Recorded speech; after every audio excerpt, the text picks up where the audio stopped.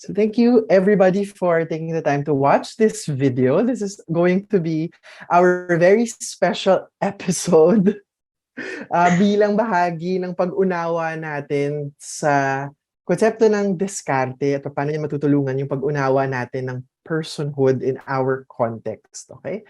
At sobrang mapalad tayong lahat witnessing this dahil yung author ng ating assigned reading for this session agreed to have this conversation with all of us para matulungan tayo na mas maunawaan pa what is this thing called diskarte and how can it possibly help us navigate our external environment.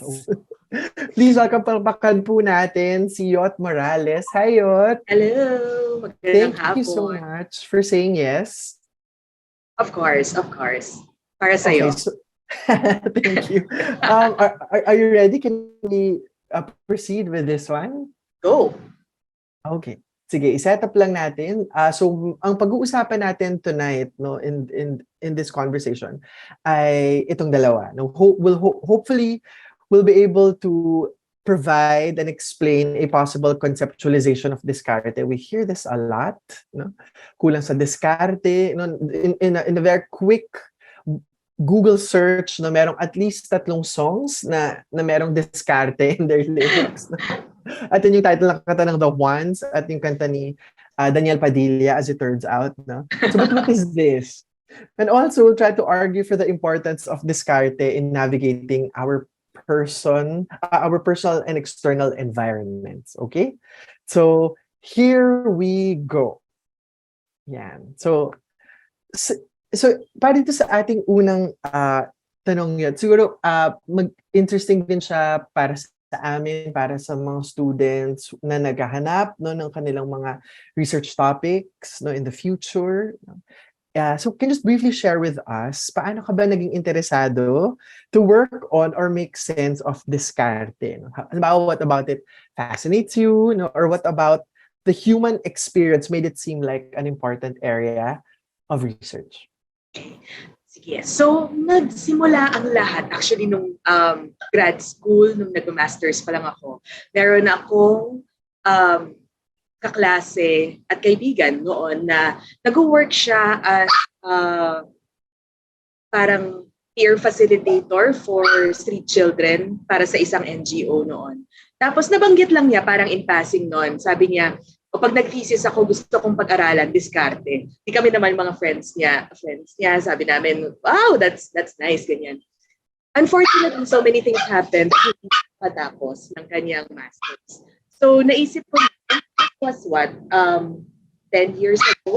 Tapos, naisip ko noon, papaalam ko sa kanya na pwede ba na yung magtuloy kasi I found it also very interesting, especially later on when I was doing my practicum, when I got my master's degree, na I was working with children from less privileged backgrounds.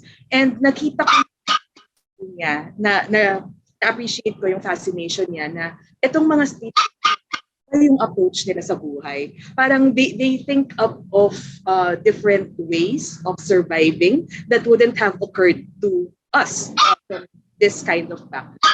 So, mas nakita ko yon when I was interacting with these children from privileged backgrounds. And also, siguro kasama na rin doon, whenever I hear of or watch the news na may nagsasabi na ito yung diskarte nitong taong to para makakuha siya para makapag-survive siya. Paano niya naisip yon? Ang galing. So, yung with them behaving the way they are, with them thinking the way that they think, I think that was the I suppose yung itcha ng interest ko dito sa diskarte. Yun nga it's a commonly used word, pero when I tried looking it up, walang nag-aaral tungkol sa kanya. And even in other, parang hindi ko siya mahanapan ng exact na psychological construct na doon ko sana i-anchor yung review of related lit ko, etc. So wala. So naisip ko, why not start? Okay.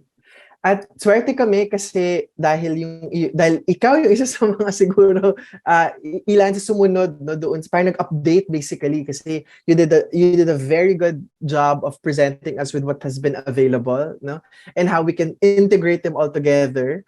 And meron kang pinropose actually na parang way to conceptualize Diskarte no and so just so we can get this out of the way sa ating conversation, maybe you can help us understand. No? Can you walk us through what this framework is trying to say?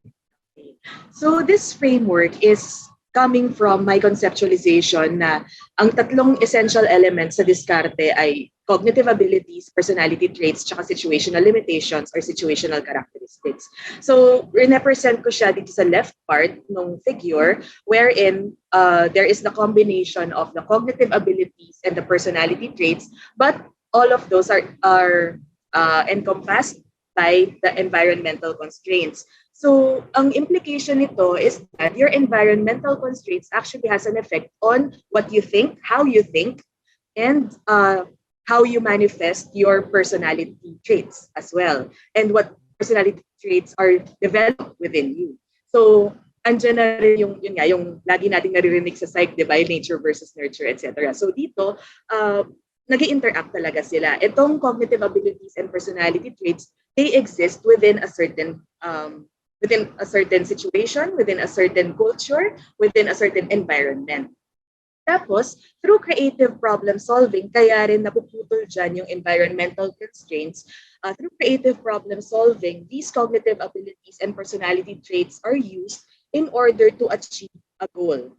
However, it is important also to note that in my readings of what has been written about Diskarte, laging merong positive outcomes and negative outcomes in the sense na yes, they have achieved their goals, pero meron ding minsan na mga drawback doon sa mga meron ding negative consequences doon sa mga behaviors nila. Although they have reached their goal, merong something that was embarrassing or illegal or somewhat unethical in the outcomes that they were able to achieve. So, kaya ni-represent ko siya dito dun sa right part ng figure na meron siyang both positive outcomes and negative outcomes. Pero, it does not necessarily mean na palagi na magkasama yung positive outcomes at yung negative outcomes na yon. Sometimes, we can just achieve positive outcomes without necessarily doing something unethical, illegal, etc. But sometimes, yun nga, especially siguro kung hindi masyadong naging successful yung diskarte natin or masyadong tayo naging mapangahas siguro doon sa ating diskarte, nagkakaroon ng mas nagiging mabigat yung negative outcomes rather than the positive outcomes. I think what fascinated me about this conceptualization is that it signals to me, and let me know if you agree, that yung persons actually in general, and I would imagine hindi lang naman dito sa Pilipinas, but persons in general are goal-oriented or are motivated. And I think that's one of the highlights of hindi highlight, parang core research area is a personality and individual differences. So we are all goal-oriented, but hindi natin pwedeng maalis yung life of constraint. No? And from what I'm getting here is, tama ba yung diskarte ba? Is it like a strategy or is that an ability? Interesting question. Kasi the way that it has always, or most of the time, the way that it has been used in the literature that is available, and even in popular usage, it is a strategy. Pero as I argued in the article, parang medyo limiting yung view na diskarte is just strategy. Kasi I am trying to what I'm trying to say in the article is that it involves a lot of other types or kinds of thinking other than just diskarte. And yun nga, ang pinopose ko was it involves a lot of creative thinking, which is not necessarily present when we talk of strategy. Kasi minsan, pag strategy, yun nga, we do things by the book, or there is a general set of tactics that we use to reach our goal. Pero yung fascination ko dito sa Diskarte is how much they are out of the book or out of the box, na gumagawa sila at gumagamit sila ng mga paraan na hindi necessarily nagawa ng ibang mga tao na nagkaroon ng similar na problema in the past. Yon. So, thanks for clarifying that. So the idea of like invoking creative thinking as crucial in this conceptualization of Descartes. So if we can just do a bit of a follow-up. You after 5 or so years since the publication, and I would imagine this has been something that you've talked to people about, you've been thinking about, probably you've done other research on this. Have there been any changes in your conceptualization of Descartes? In its essence, the fact that I'm still thinking about it as creative problem solving in the face of situational limitations, that remains intact.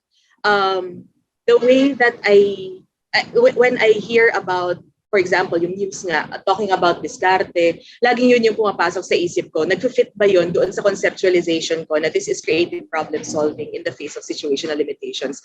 And nag-work naman siya.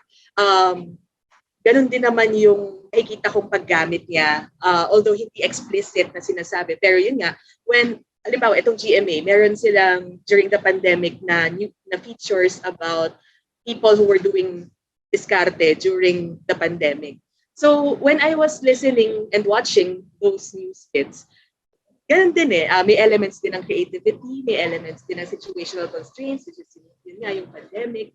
Siguro ang hindi ko lang talaga makita is the more inner workings, like the personality traits and the cognitive abilities. Pero yun, the way that it's still being described, yun pa rin, it's creative problem solving in the face of situational limitations. Pero siguro yung posibleng nadagdagan or posible pang madagdagan yung cognitive abilities and yung personality traits that I mentioned initially in the article. So initially, I was talking about openness to experience, psychopathy, psychopathic boldness, etc. And in cognitive processes, mas nag-focus ako on creativity. Pero siguro, I can't say it right now, dahil pinag-aaralan ko pa rin siya. Pero habang nagbabasa ako more about creative problem solving, more about problem solving in general, posibleng madagdagan pa yung cognitive abilities and personality traits na posibleng kasama dito sa Diskarte. So I guess what I'd like to hear from you about this is Diskarte something that anybody can deploy? Or is this limited to persons who have the ability to appraise situations, options, consequences? Kasi parang, correct me if I'm wrong, parang yung dating niya sa akin, parang ang complex niya kasi dapat kaya mo ngang maka-evaluate ng sitwasyon mo, ma-evaluate mo yung options available to you na hindi siya nag-work, at na ano yung other, out of the box, ika mo nga, na options for me to pursue my goals. Kung babalikan ko yung nauna mong question, whether it is a strategy or an ability, ang dating kasi sa akin ng ability is that you're born with it. Yun yung intindi ko doon sa idea ng ability. Especially when it's used in psychological assessment, yung IQ tests, ang pagkakaintindi natin sa IQ, it's something that you're born with, although there might be certain modifications later on. Basically, yung capacity or yung limit of IQ mo is something that you're born with. Do I see Diskarte in the same way na ability siya na either you're born with it or you have parang a limit to your Diskarte or not? Para sa akin, there are certain predispositions that you might have or should have in order for you to execute Diskarte. Kasi yun nga, yung pagiging open mo, unang-una, yung pagiging open mo to experience, open to looking at other possible solutions to the problem, looking at other possible ways for you to get your goal. There are people who do not like that, and there are people who prefer to do that. So, yun, meron na tayong mga innate dispositions in that sense. Pero kung itatanong mo ko, does that then mean na if you don't have that predisposition, you can never be madiskarte? No. Kasi you can still be madiskarte. Yun din yung gusto kong pag-aralan na I am, but at this point, I'm trying to conceptualize that perhaps there is really a subset of people who have that parang trait or predisposition towards being madiskarte. Pero there are certain situational factors that might also push a person to become more madiskarte. So parang dalawa siyang paths na magandang pag-aralan din na naisip ko rin pag-aralan in my dissertation. So I do think na similar to, for example, achievement, there are some people who are more predisposed to talent, to achievement, ganyan. Pero there are also other people na given opportunities, given the mentorship, etc., kaya nila na mag-achieve. So, as we proceed dito sa ating conversation, maybe we can focus on two statements about persons based on your conceptualization. So one is that persons become creative in the face of situational constraints. No? At napag-usapan nga natin, it seems very relevant in our context where there's just widespread inequality, unequal power relations, no, and resource constraints, especially during the pandemic. No? So maybe we can just to push this conversation further, maybe we can fantasize a bit. No? So sa palagay mo ba, Yot, kung dumating tayo sa punto na wala na yung mga constraints na nabanggit, itong kung hindi man wala, very minimal na lang, no? Yung kasi baka hindi sila completely ma-eradicate, but at the very least ma-minimize yung inequality, unequal power relations, and other resource constraints. Do you think there will be less need for diskarte? I think if we're going to fantasize that world, diskarte would take on a different character. In the sense na, kasi in the article, I differentiated it from everyday creativity na ang, para sa akin, ang main difference nila is that diskarte is more reactive while everyday creativity is more spontaneous and proactive, ganyan. In an ideal world wherein minimal na lang yung situational constraints, I feel that diskarte would be closer to everyday creativity. Na people will still be doing something unique. People will still be doing something different from everyone else. Pero it's not going to be in response to a certain situational limitation anymore. They just do it because they want to. They just do it because they have that personality trait or they have that predisposition to be creative in what they're doing. So feeling ko mas in that world that you're describing, mas lalapit siya doon sa everyday creativity. Sobrang awesome yun. I think yung binabanggit mo na yan na yung current conceptualization ng diskarte at the moment ay nakadepende rin sa kung saan natin siya ginagamit, no, or kung ano yung current realities natin, and that there's a possibility that if the realities would change, maybe its use and its conceptualization will also evolve along with the times. That's wonderful. Okay, sige. Yung isang sana mapag-usapan din natin na statement. This also struck me, while reading your work. Sabi mo that original thinking comes with a price, no? It struck me, sinet up natin to kanina, na yung mga persons are motivated to pursue relevant goals, diba? Such as survival, for instance. So parang ang pag-unawa ko, yung simpleng paraan ng pag-unawa ko sa paggamit ng diskarte ay, so meron akong problema, halimbawa, nagugutom yung pamilya ko, tapos yung lahat sinubukan ko naman, naghanap ako ng trabaho, pero natanggal ako, pero kailangan pa rin namin mag-survive. No? So gagawa ako ng paraan, I will think of a solution, magiging madiskarte ako, pero yung consequence ng action ko na yun, it can be unethical, embarrassing, or even illegal. No? Yung klase din na to, we're talking about persons, and we're arguing that persons are not only rational and agentic, and embedded in context, which I think you've covered dun sa una nating discussion. But we're also thinking, maybe persons are also moral? No? Maybe persons are also are out to do good. or what's best, no, for everybody. So yung question natin ay, yung diskarte ba, does that always come with a trade-off between a solution that is practical and a solution that is culturally regarded as moral? Or I guess to put simply, pwede ba tayong maging madiskarte but also not cause harm to self and others? Okay. So, babalik ako doon sa nababanggit mo nga na people are rational and agentic, ganyan. Kasi, in my conceptualization, an important part of diskarte is intentionality. You can't be madiskarte by accident. So, in-intend mo itong mga ginagawa mo para ma-reach yung goal. However, siguro ang hindi part ng intention mo ay yun nga, yung makakause ka ng harm towards other people.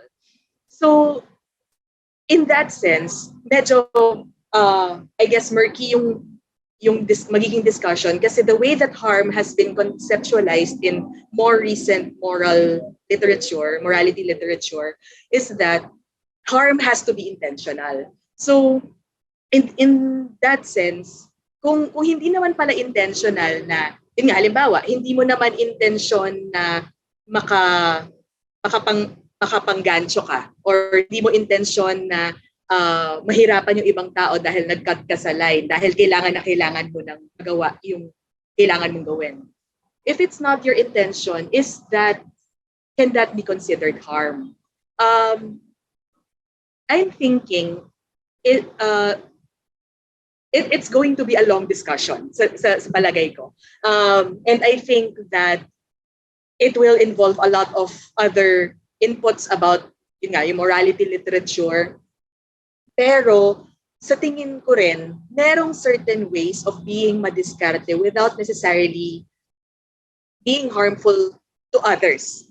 Sa self, meron possibly na drawback kahit konti, disadvantage kahit konti. Halimbawa, yung naging viral na Manong Sorbetero, na nakaporma siya when he was just selling dirty ice cream, naka coat and tie siya, ganyan. Nakakatuwa yung ganon. And I do consider that as diskarte kasi it's different. It's novel. It's unconventional. And it's a solution to the problem. Kasi mas marami siyang nakuhang mga customers nung nag-dress siya ng ganon. So in that sense, it's a very benevolent thing, or it not so much benevolent, but it's parang neutral. It's a neutral thing. Nagdamit ka lang ng iba, pero yun nga, wala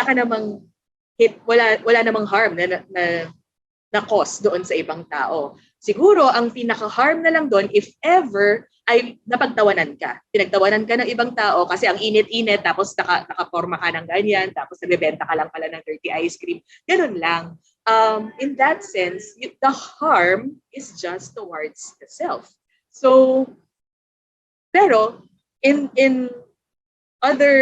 when considering other people, yun, parang wala namang harm na nangyari. And yun nga, katulad din ng ibang mga examples ko doon sa article, yung ibebenta mo yung mga EPs, ibebenta mo yung mga daga para may i-dissect yung mga med students. It's a very interesting example of a diskarte that does not necessarily cause harm to others, except for, of course, the EPs and the daga. So, yun. Hi, Irie! Just a quick shout out to Irie. Yan, sige. So, siguro yung isang importanteng take home dun sa nabanggit mo, Yot, ay it's really the context first and foremost that needs to change, right? I mean, kaya naman tayo kinakailangan maging madiskarte, at least the way we conceptualize it now, is because there exists inequality in all of these restraints, no? Kaya people are not as free to pursue what they want, probably in the most ethical manner. Let's move on to our last question for this conversation, and I guess this is it. Let this serve also as an invitation to the students who are watching to further reflect on the topic, but also maybe something that will excite them to do more work on Diskarte. So as we wrap this up, maybe you can share with us, para sa'yo, Yot, why does Diskarte matter? I think it matters kasi yung fantasy world na finantasize natin kanina na a world without social constraints and limitations, it's not our reality. So for the foreseeable future, especially with this climate, especially with everything that's been happening, kailangan natin ng diskarte. I was talking to one of our colleagues and friends, Ma'am Div. Na-excite nga siya dito sa idea ng we're trying to do more research on diskarte kasi one of her offhand observations is yung mga clients niya when she's doing practice, perhaps they can benefit from having diskarte. Kasi, yun nga, hindi sila makaalis doon sa current stage nila. And perhaps because it was not having enough of diskarte. Kaya, yun, I think that's one of the reasons why this matters. It can help when we reach our goals. It helps mental health, diba? When we are able to achieve what we set out to achieve, it gives us a heightened sense of self-efficacy. But basically, it makes us happy. So, yeah, it matters. One of the things that I also mentioned in the article is that when we do diskarte, we're not just doing it for ourselves. We're also doing it for our immediate others. So yung mga hindi ibang tao sa atin. So kahit tayo man sa sarili natin yung gumagawa ng diskarte, meron din tayong kasama natin. So, and that's why I think diskarte also matters. It doesn't only affect us, it also affects so many other people. Ganda. Thank you for that, Yot. I don't know if there's anything else that you want to cover or any final words maybe as we wrap up this conversation on Diskarte. I intended to write that article as an invitation. It's an invitation to do more research on this. Kasi I find it parang sad na it's part of our everyday life, but it doesn't really get much in the psychological literature. But thank you so much, Yot, for your time. Again, this is exciting work. Truly, yung creativity mo, it shows it reflected on the page while we were reading your work. So, maraming salamat. We look forward to your future work on Diskarte. And again, may this serve as an invitation to everybody watching this. Sana ay naging mas malinaw kahit paano yung concept and also na kaya nating ma-argue why this is important, especially in the context where we are at. Thank you so much, Yot. You're welcome. And I hope to see you soon and Yes, talk to you soon. Okay. Sa lahat ng mga nanonood, thank you so much for dropping by and for watching this video. Hope you learned something. Bye, everybody. Bye.